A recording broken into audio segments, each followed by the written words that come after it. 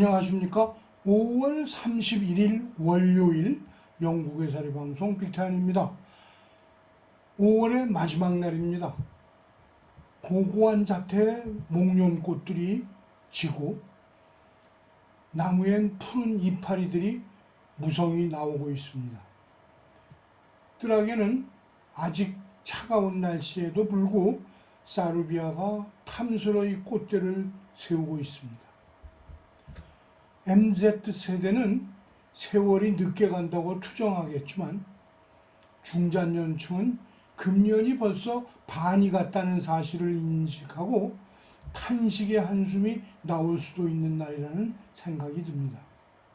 반면에 감옥에 계신 박근혜 대통령께서는 아마도 하루하루 보내시는 것이 너무 길고 지루하시게 느끼고 계실 것 같습니다.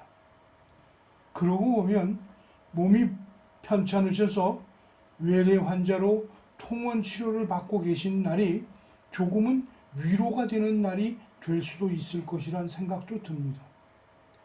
영어의 몸이 되신 지 1530일이 넘어가고 있습니다. 상식적으로 생각해도 아무런 죄가 없는 분을 감옥에 넣어놓고 자택까지 차압한 문재인 정권과 그 하수인들을 얼마나 마음 편하게 잠을 자고 있는지 파악해보고 싶은 아침입니다. 오늘 뉴스의 제목입니다. 보리스 수상이 소리 소문 없이 결혼식을 거행했습니다. 둘째는 김정은 도시마다 고양이와 비둘기 잡아 없애라고 명령했습니다. 셋째, 코비드19 바이러스 우한 실험실에서 누출되었다는 주장이 다시 뜨고 있습니다. 첫 소식입니다. 보리스 수상 소리 소문 없이 결혼식을 거행했다는 소식 아이린 킴이 전해드리겠습니다. 보리스 수상이 약혼녀 캐리 시몬즈와 소리 소문도 없이 결혼식을 거행했습니다. 현직 수상이 결혼식을 한 것은 200년 만에 있는 일이었습니다.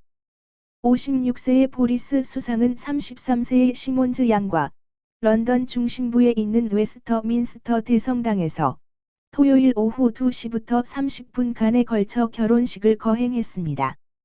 작년 아들 윌프레드가 태어났을 때에도 유아 세례를 웨스민스터 성당에서 받았습니다. 다우닝 스트리트 관저 사무실 대변인은 결혼식이 열릴 때까지 보리스 수상의 측근 직원들까지도 결혼식에 대해서 알지 못하였었기 때문에 인터뷰에 응할 수 없다고 말했습니다. 가톨릭 성당의 직원들마저도 하루 전날 행사 내용을 알았을 만큼 비밀에 붙여져 있었다고 말했습니다. 토요일 오후 의식이 진행되는 것을 목격했다는 제보자는 대성당이 오후 1시 30분부터 관광객을 모두 내보내고 문을 닫았다고 합니다. 약 30분 후 캐리 시몬즈가 탄 리무진이 도착하였고 베일을 쓰지 않은 시몬즈는 백색 드레스를 입고 있었습니다. 결혼식은 5월 17일 발표된 코로나 록다운 규정대로 30명까지 참석할 수 있었습니다. 초대된 30명은 대부분 친척들이었고 제일 일찍 초대받은 사람이 11시간 전에 알았다고 말하고 있으니 철저한 비밀 속에 진행된 것이 Not tied, now confirmed. Boris Johnson and Carrie Simons married yesterday in a secret ceremony in central London. Several newspapers say the service took place in front of a small group of family and friends who were invited at the last minute amid strict secrecy. And this is the venue, Westminster Cathedral. Around a mile from Downing Street, COVID rules would have permitted just 30 people to be in attendance here at the largest Catholic church in the country. Last night, musicians were seen leaving Number 10, with some family members spotted earlier. But inside government, officials and MPs were reluctant to comment on the news. Rumours of a relationship between the couple first emerged in 2018, while the then Foreign Secretary was still married to his second wife. By the autumn of 2019, and with Boris Johnson now Prime Minister, the pairing was out in the open. with Carrie Simons pictured celebrating the Conservatives' election win inside Downing Street. 2020 brought the announcement of the couple's first child, a baby boy named Wilfred, and the news that they were engaged. This will be Boris Johnson's third marriage and Carrie Simons' first. And despite a colourful and much publicised private life, the Prime Minister still rarely opens up about what goes on behind closed doors.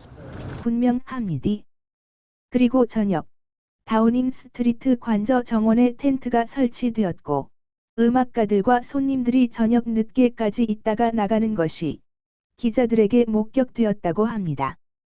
보리스 수상은 옥스포드 재학 중 만났던 첫 아내 엘레그러 마스틴 오원과 1987년 결혼하였으나 1993년 결혼 무효 판결을 받았습니다. 브라셀의 특파원으로 근무하던 중 유로피안 스쿨의 학생이던 머리너 윌러와 1993년 결혼, 슬하의 26세와 22세의 두 딸과 24세와 20세의 두 아들을 두었으나 2018년부터 별거에 들어갔습니다.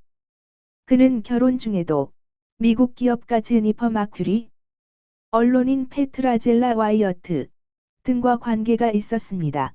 지금의 캐리 시몬즈와 처음 만난 것은 그가 런던 시장 재선에 도전할 때 캐리 시몬즈가 선거 캠페인 팀의 홍보 담당으로 일을 시작했을 때였습니다. 2019년 약혼한 두 사람은 런던 남부의 캐퍼웰에 있는 캐리 시몬즈의 아파트에서 같이 살았었고 지금은 수상관저에 있는 아파트에 살고 있습니다. 둘째 소식입니다. 김정은은 도시마다 고양이와 비둘기를 잡아 없애라고 명령했습니다. 아이린 킴이 보도해드립니다. 영국 일간지 데일리 미러는 북한에서는 비둘기와 고양이도 자유롭게 못 산다고 보도하였습니다. 김정은 명령으로 도시에 있는 고양이와 비둘기를 모두 없애라고 하였기 때문입니다.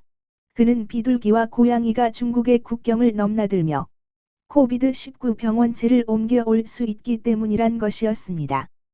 이런 조치가 내려진 후 해산에 사는 일가족은 최근 집에서 고양이를 키우는 것이 발각되어 일가족이 20일간 격리되었다고 신문은 덧붙였습니다. 다음은 우한 바이러스의 근원지가 우한 실험실이며 인간이 만든 바이러스라는 주장이 다시 뜨고 있다는 소식. 빅타 현 뉴스 애널리스트가 보도드리겠습니다. 최근 몇 주 동안 코로나 바이러스가 중국 우한 실험실에서 유출되었다는 논란이 다시 불거졌습니다.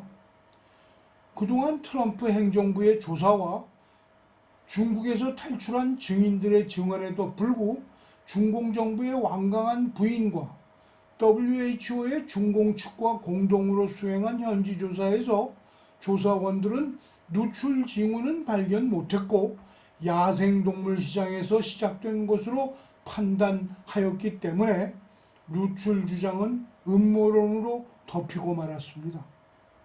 그러나 서방 과학자들은 여러 가지 정황 증거와 과학적 이론을 앞세워 다시금 바이러스의 누출을 강력 주장하고 있습니다. 과학자들의 주장은 몇 가지로 요약됩니다. 우한 실험실은 10년 넘게 박쥐에서 코로나 바이러스를 연구해왔다. 코로나 바이러스가 중국 우한 실험실에서 우연히 또는 다른 방법으로 유출될 수도 있었다.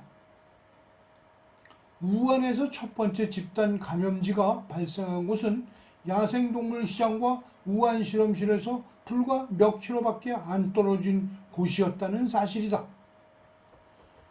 무엇보다 중요한 것은 바이러스가 자연에서 수집된 변형되지 않은 바이러스가 아니고 이미 변형이 되어 있는 상태였다는 점에 주목하고 있다.